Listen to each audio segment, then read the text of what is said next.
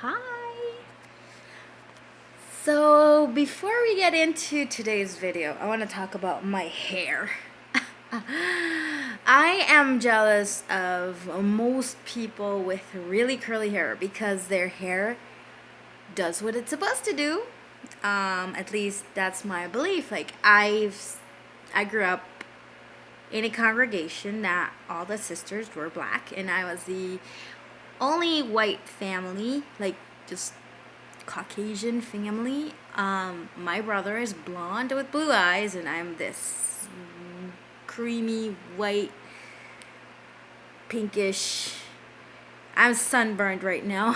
I went to the beach yesterday, but I'm this pasty person with black hair, and my hair is not curly, and it is not straight. It is not coarse, but it's also not easy to maintain, and that's my lower layer. I used to have my hair shaven on the sides. I might put a video. I might fix it. I don't know. I'm still deciding whether I'm gonna let my hair grow. But yeah, my hair has gotten a little crazy because I put braids in it. And look, I only put 2 on this side and another 2 on this side. And my hair is already out of control. Well, the beach also didn't help. But anyway, I am gonna leave it as it is. I am actually practicing something called self-love and acceptance. Part of it is not to spend so much time trying to adjust how I do things and how I present myself to some kind of standard, blah, blah, blah, blah, blah, blah. And that's a topic for today because I think that, especially inside of the Jehovah's Witness community, there is a heavy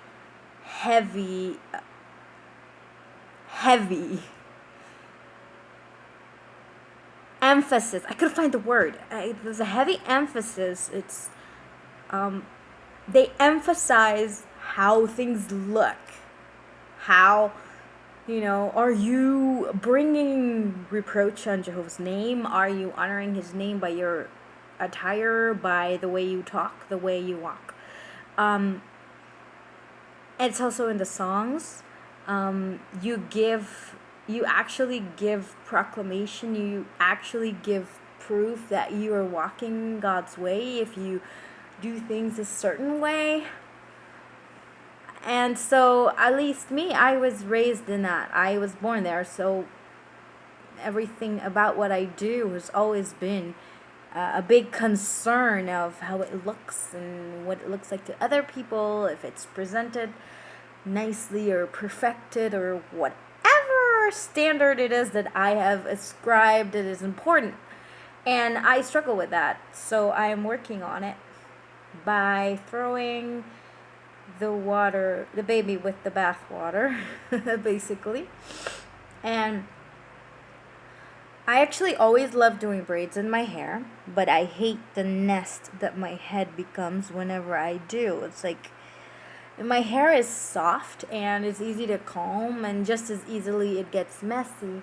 So you often see me in videos, and I'm like, in the video when I'm playing it or I'm watching, I'm like looking at all those stray hairs. And we have to talk about this because I think that is also part of leaving the Jehovah's Witness organization. It's like realizing the things that you do, why you do them, and why they're important to you, and whether they're really important to yourself or important because of culture. Because the Jehovah's Witness organization, let's be honest here, it has become a nation of its own. It's become a culture of its own, and across the board, just generally speaking, Jehovah's Witnesses carry this culture with them, country to country, generation to generation. My kids will also do things and say things because they were in the kingdom all since they were small.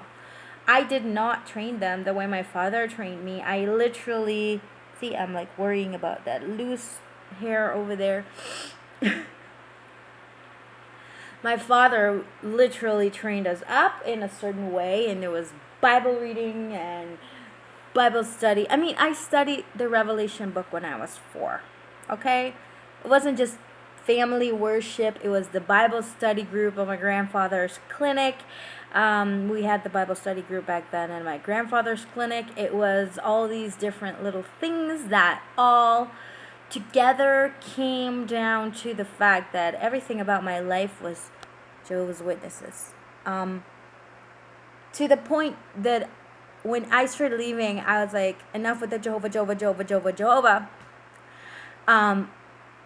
But I wanted to share something interesting that has nothing to do with this topic. So, when you start dropping things around you that come from your culture, like 4 weeks ago, not 4 weeks, 6 or 7 weeks ago, when I started this journey, I was basically gravitating towards being a Bible-believing Christian, joining a Christian movement, a non-denominational group.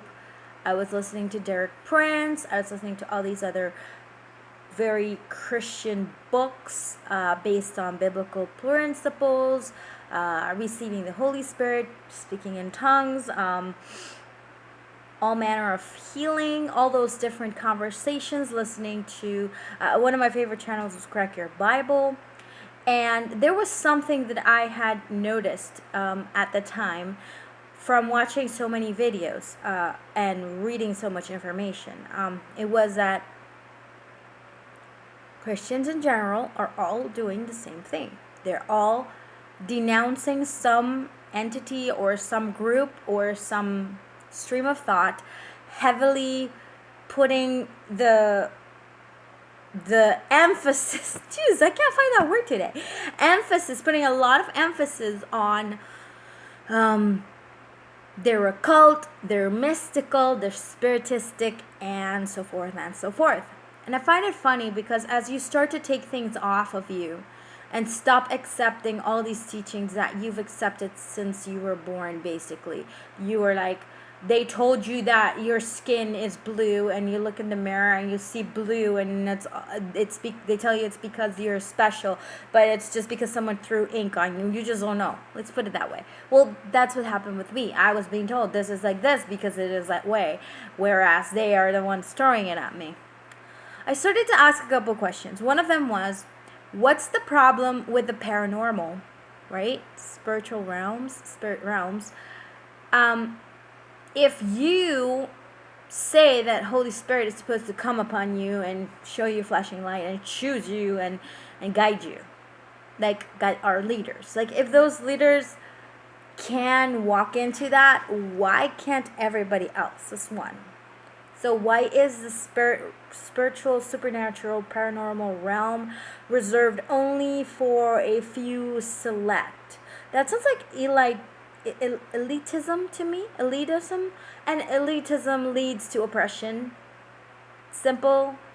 Anybody who puts themselves above somebody else ends up oppressing the rest of them. So why do we accept it blindly? Because somebody said so? It's questions we gotta ask ourselves.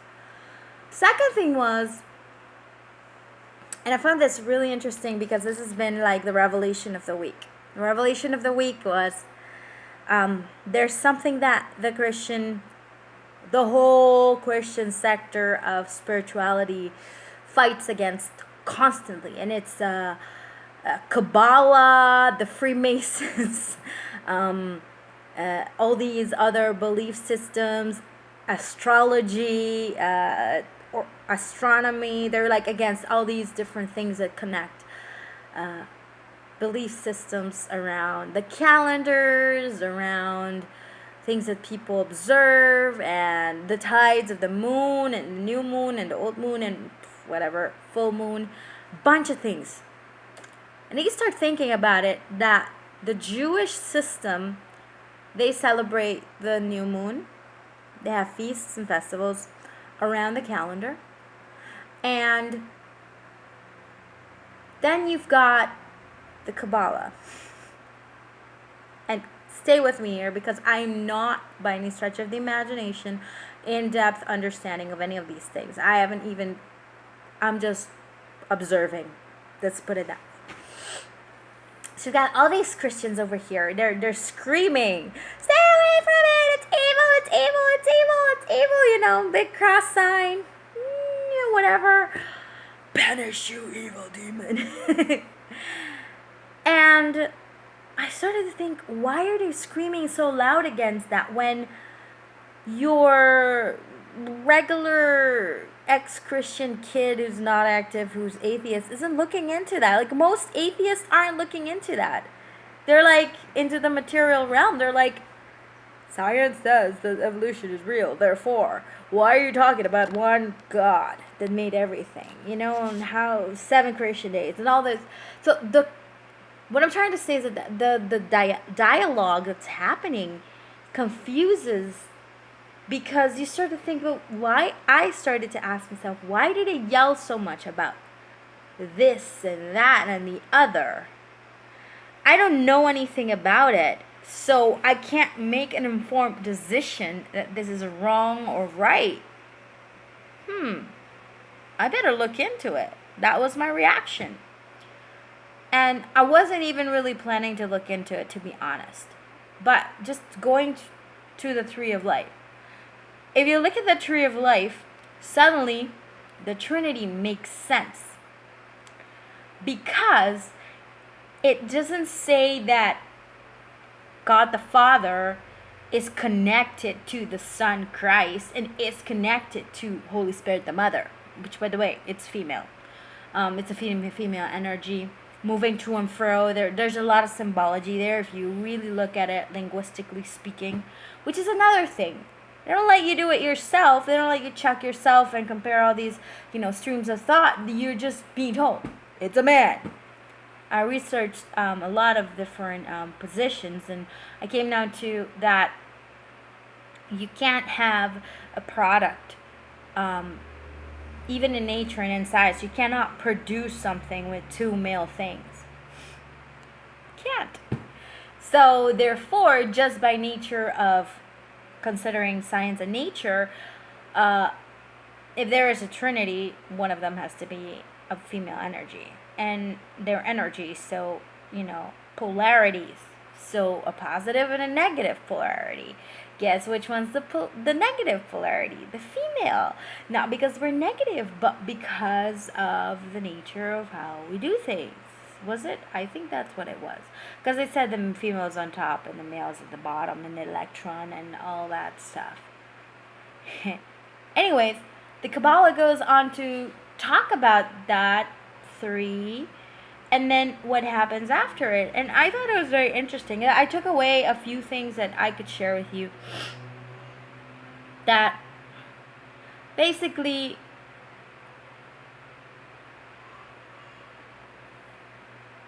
the energy is flowing from God to the Son to Holy Spirit, then to all the other different realms until it reaches us, material realm, or me as a being in the material fleshly state. And then I can go back up. And going back up just means developing those different skills. They include wisdom, they include justice, they include kindness, they include a lot of things. Chesed, Chokhmah, Binah, there's a bunch of things. But the thing that I found interesting was that this Yahovah, which we call Jehovah, or Yahweh, is the 4 elements. Fire, air, water, earth. Literally in the Kabbalah. And that's when you start to see how science and all these other streams of thinking, suddenly everything comes together. And I think to myself, why are we divided? And we're divided because everyone has to scream, I'm right, you're wrong. I think the conclusion of the message for today is, no one is right. Everyone is seeking. We are all searching. We are all looking, and we are all looking for the thing that will click with us on the inside, because you're unique and your journey will be unique. But when you walk in love, you can walk on your journey and still be united with all the others that are around you because of love. And boy, I'm going to be talking about love so much, because love is the thing that ties everything together. Because love forgives, love teaches, love covers a multitude of sins, it restores, it uplifts, and love is the thing that Jesus said that we needed to have, because that is what God is. You want to find God, you need to find love. You want me to say that one more time? You want to find God, you need to find love. And then we get into this plane where there's a lot of people with philosophical conversations and arguments for and against talking about monotheism, pantheism, and all these other theisms, because humans have a need. That is why we're fallen. That's where we're fallen, in the sense that we have the need to define or know good from right, right from wrong, or good from evil. It is both an experiential situation and also a need to define things, to make that contrast. The thing is that with God there is no contrast. There is only light. There is only love. And every single of those teachings try to say that, but in their own way. And a problem has been people who take up their teachers and put them in pedestals and say, we're better because we follow so-and-so. We're better because we're listening to this and that. Oh, we're better because we know this and this. Love does not behave indecently. You know what indecent behavior is? When you put yourself. It's the parable of the wedding feast. It says, better you come and you sit at the most, the lowliest of lowliest place. And then the master of the feast, the groom or the bride, invite you to sit next to them. Then you come and you sit up close and you get bumped down outside because you were out of line. Hold on.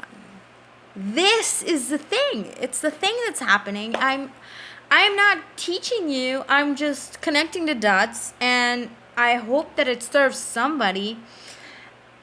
You don't have to take my word for it either. You could go search yourself because you're on a search, and we could be united because we love.